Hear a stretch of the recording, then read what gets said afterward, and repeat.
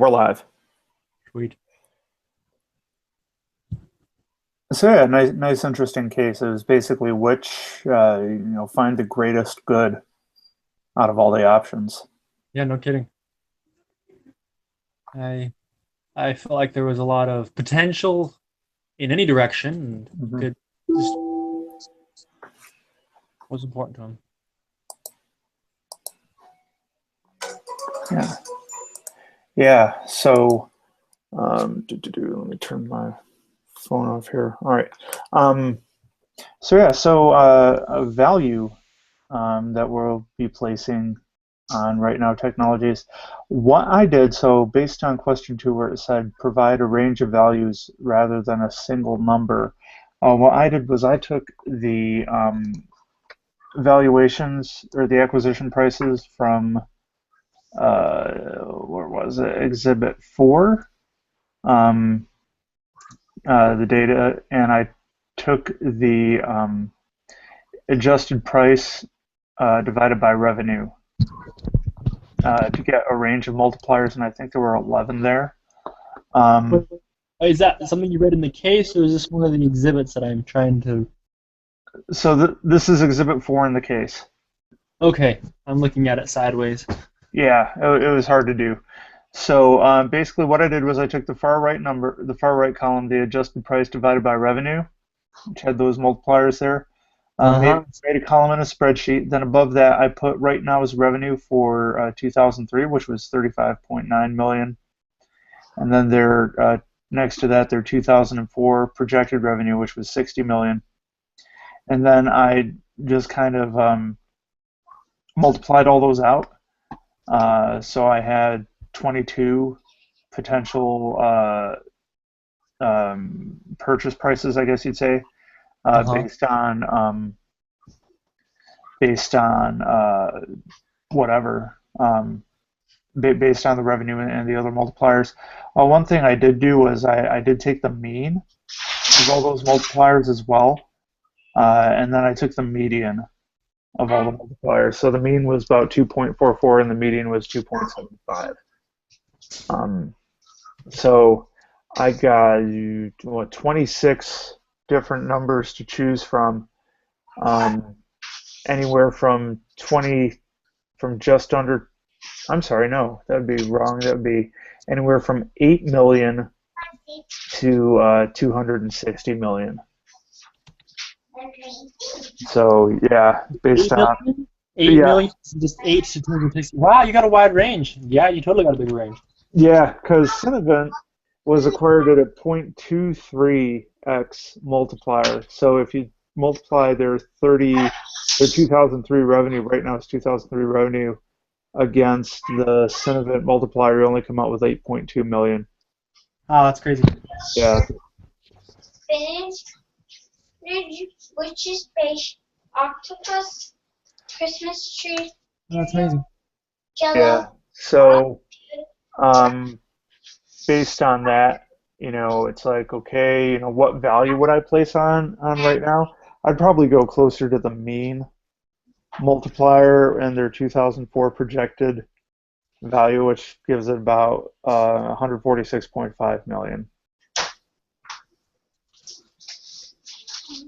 Okay. 146.5. Yeah.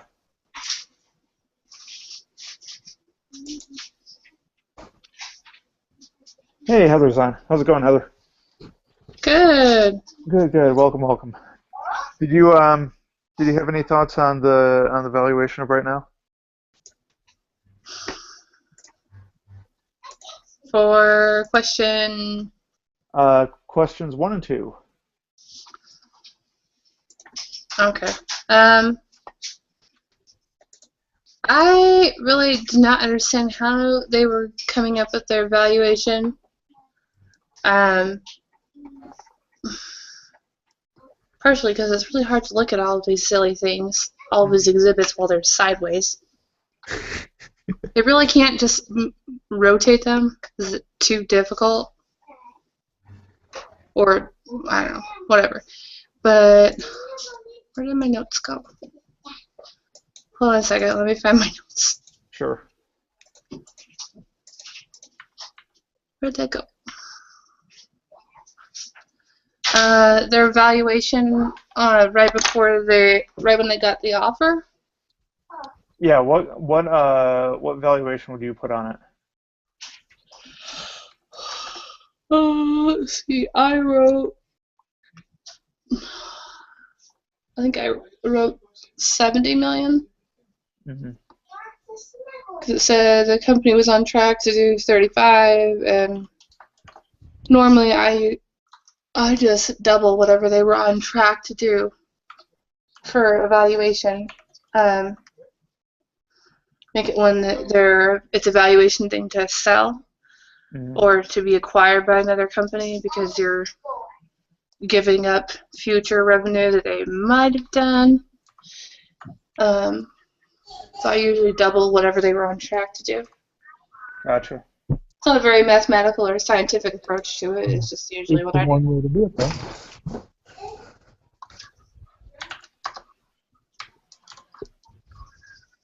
What was the last offer that they had received? I have in 1999 they were given a. Hi, sorry, by the way, I have a child, my child here, who might be speaking to us. That's okay. My headphones, so. Um, Talk on the phone. Okay, well, he's not going to talk on the phone. I'm not sure if we ever got the valuation. Yeah, I don't think Got any they details gave on the offer. an exact number. Well, so for instance, on page 5, in the very middle, it says, eventually a deal was struck in 1999, right now closed at $16.4 million round in financing. The post-money valuation was $100 million. Right. And then I've got farther down, they were valued at post-money valuation of $129 million. Right. Oh. Anyways, so that's me saying it's probably worth a little bit over $129 million is what I'm thinking we're at. Yeah, that was interesting. They had over 5x revenue growth between those two valuations, and they only got the valuation did not comparably rise, only rose 25%. I think the reason it didn't rise proportionately with that was because of the small little recession right after after 2000, 2001 there was a recession, and then 2008 was the really big recession and all of that. But I mean, like, coming up to that, it wasn't the technology people, like the technology industry wasn't having as much of a boom as the real estate industry. So I think that and inflation kind of come into play here, where it doesn't seem proportional because the money was worth a little bit less. Mm-hmm. If that makes sense. I'm not doing a great job at explaining myself. No, I think I see what you're saying. So that would be my guess. And it even says that they were underwhelmed with that post-money valuation of 129. Yeah. But, I mean, they're talking about how the company was having all this explosive growth, but and it was, but it also, they made a point of saying some of it was internal, like they were hiring people and all this stuff, but it wasn't necessarily always reflected in their revenue or their profit margin. Mm-hmm. Mm-hmm. Yeah, I agree. That valuation was kind of interesting. So where were we going with this? With the discussion about the? Are we still trying to give? Okay, so a range of values. Mm-hmm. So I would say it ranges from. Out of the three of us, it ranged from. I said 70. Kenton, you said over 129. Matthew, did I miss what you said? My range was between 8 and 260. But I think I went with my median of 165. That sounds about right. Yeah. So the range would be anywhere between 70 and 165, which is kind of a large range.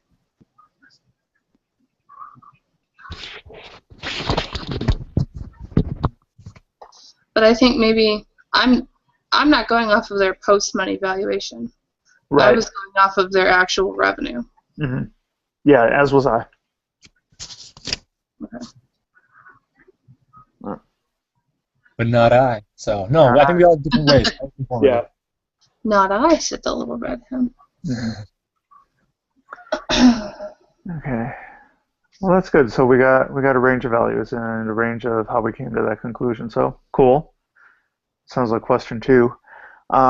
Question 3: if Greg's investors seek a 30 to 50% IRR, what exit value will they expect?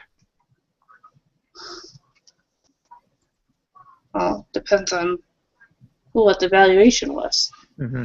So I think they'd be looking at what kind of valuation they'd be looking at. So for a 30% IRR, their investors would need to recoup 42.1 million. At a 50% IRR, it's 48.6 million.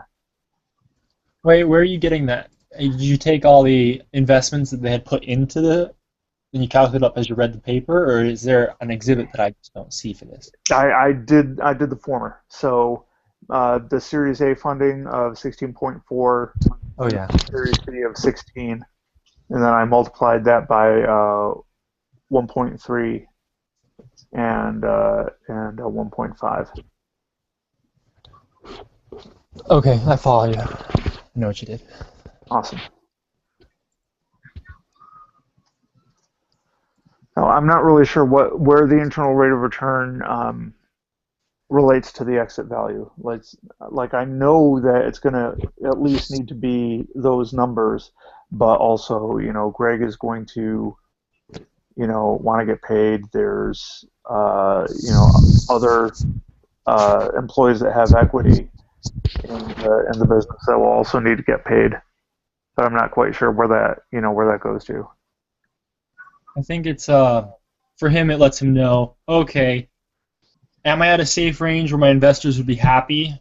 Yes. Okay, so if I sell it for this amount of money, that's good. But if I sell it for this much, okay. I mean, we always want to sell it for the most you can, but it also lets him know it is appropriate at this time for me to step down and sell the company if I chose to, or Right. it's appropriate for me to keep growing, make an even better return. He's trying to justify the acquisition.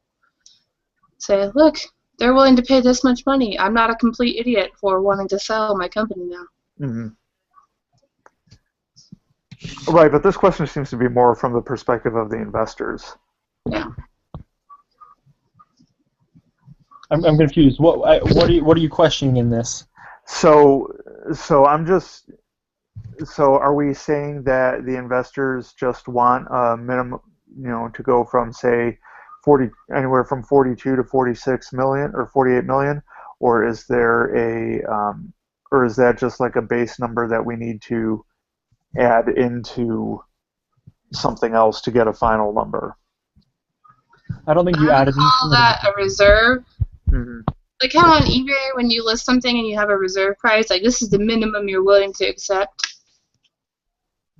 I think the number that they're trying to find in this question is what minimum number will the investors accept and say, yeah, that's an acceptable return on our investment or whatever, and anything after that is just, cherries on top. Right. Okay. They're covering their butts. All right, that's fair.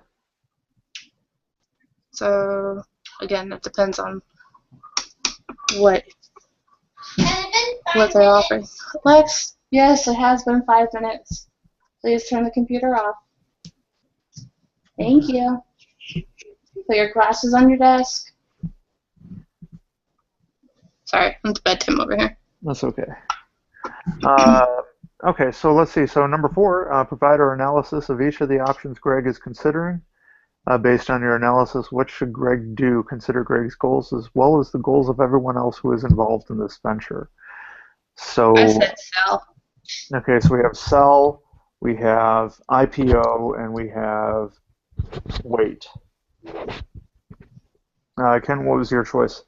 Oh man, greed is such a hard thing to deal with.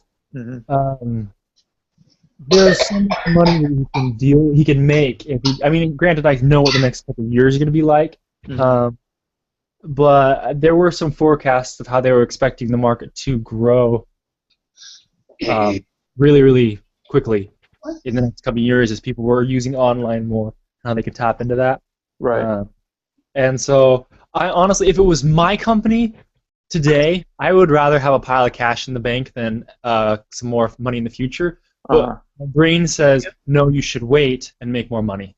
But, I you know. say sell because and not wait and not do the IPO because one, they already tried to do an IPO and that was a failure. And two, didn't it say that one of their biggest competitors was also in the process of doing an IPO? So yeah, so Salesforce had an IPO coming up in the next 7 months. Yeah, you're competing against that, and unless you can get it to Wall Street to do, unless you can get it to IPO before them, then you're going to be competing with that because they're going to get all the hype Hmm. and all of the recognition for that, and they're going to steal all of that. I don't know. I don't know what I'm trying to say.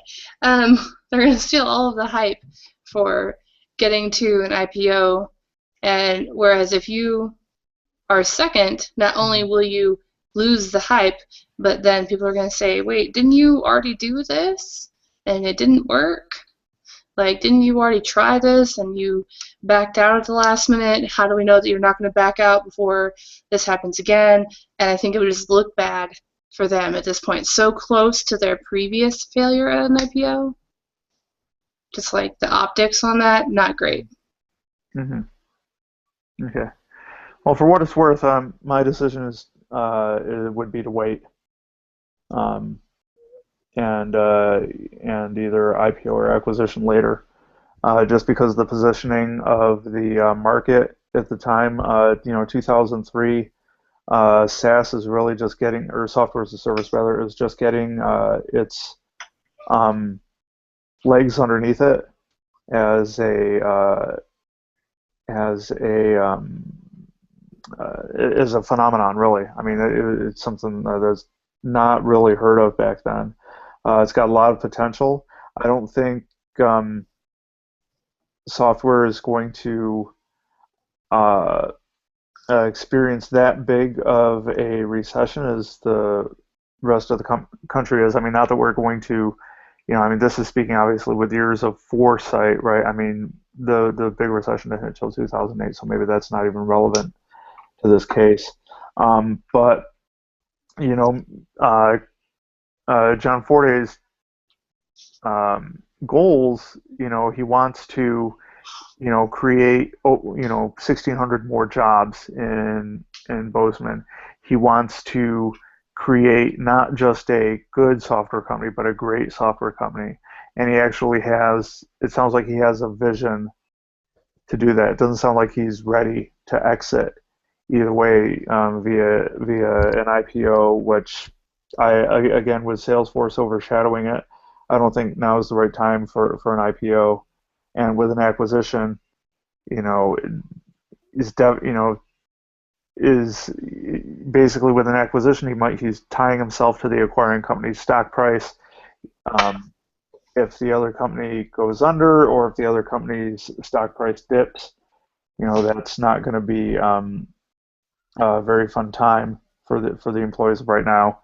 And also, just culturally, he believes that his company is different, and how they do business is different as well. So I can't, I think, with all that stuff behind him, that waiting is the appropriate choice. Yeah, that it kind of comes down to the person, not always to the numbers. For Mhm. me, it's the numbers because I don't know. It's hard to turn down that kind of money. Right. But but I guess if it were my company and I was the one who would like put it together and all of that, then yeah, I might stay with it. for a little while longer and try the wait and see approach.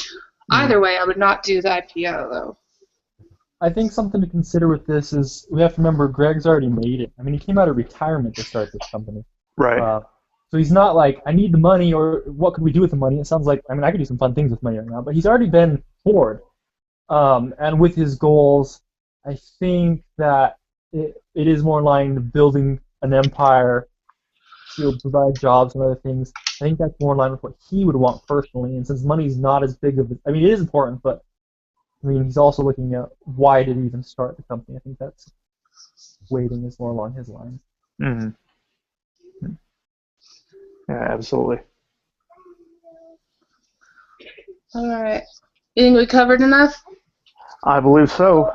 Let you go to bed, Matthew? Yahoo! Yeah. All right. So we get a week. Well, we have that other thing to do for. Well, it doesn't require a group meeting. Yeah. So. Okay, guys. I will see you in a week. Alrighty. Have fun, everybody. All right, bye. Bye. Bye.